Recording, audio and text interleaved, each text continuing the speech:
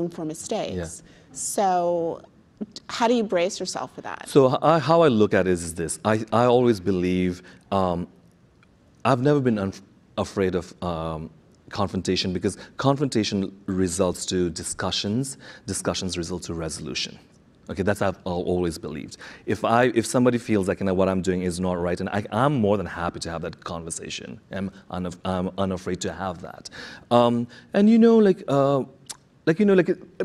There's a thing, the truth about the cancel culture, how it can be toxic, but at the end of the day, I always feel like the world is having a reckoning and awakening, finally, right? Because of social media, yes, there's a lot of backlash in there, but also the good things are happening, okay? So how I look at a lot of these stuff, and even if I'm called out or someone else, it's a question about accountability. There are a lot of angry people, and their anger is not unfounded. There's a reason why. They've been behind the scenes. Their voices have not been heard. This is the first time.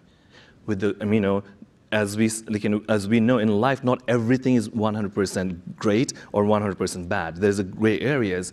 I just in so many ways, I do love the world that we're living right now, where we are able to have this conversation, difficult conversation, especially in our industry in fashion, where, I remember, as I said, I would talk about it, and, people would ask me to shut up, but now, I'm so glad, including, there's things like this. My whole activism thing, I think, came in the forefront while I was doing it back home in Nepal almost 8 years ago when I started my foundation back home in Nepal. I started simply because there was this Fashion Week Daily, the Daily News, the magazine had come out. It was my collection, and it was my picture, and it said, "A Star is Born." While it was great for my, brand and everything, I called my brother and my sister, and my brother lives in Mumbai, my sister is in Nepal, and I said, listen, all this good stuff is happening, and I'm going to start to believe this hype.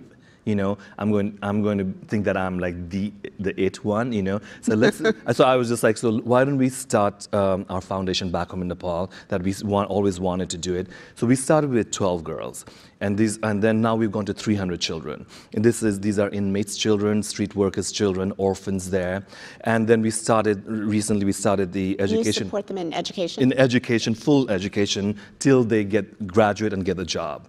And we started this education initiative for female prisoners back home in Nepal, and because we believe in second chances. And we started building shelters, building clinics. In 8 years, we've been able to impact more than 50,000 lives, right? So this is something that I'd always done. I never talked about it too much.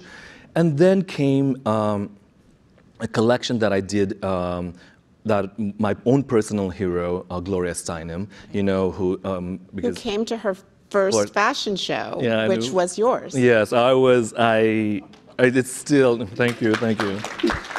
No, thank you very much. That moment, that's the thing. Those are those few moments that was better than Kim Kardashian? I love Kim. Let's not talk. I'm just asking. Was it better than Kim Kardashian? I love Kim because when her the contour makeup came thing, so she sent it to me. So I was just literally, I was doing my contour and everything, and I was just and I texted her and I said, "Oh my God, this is really good. It is really good." Just so that you know.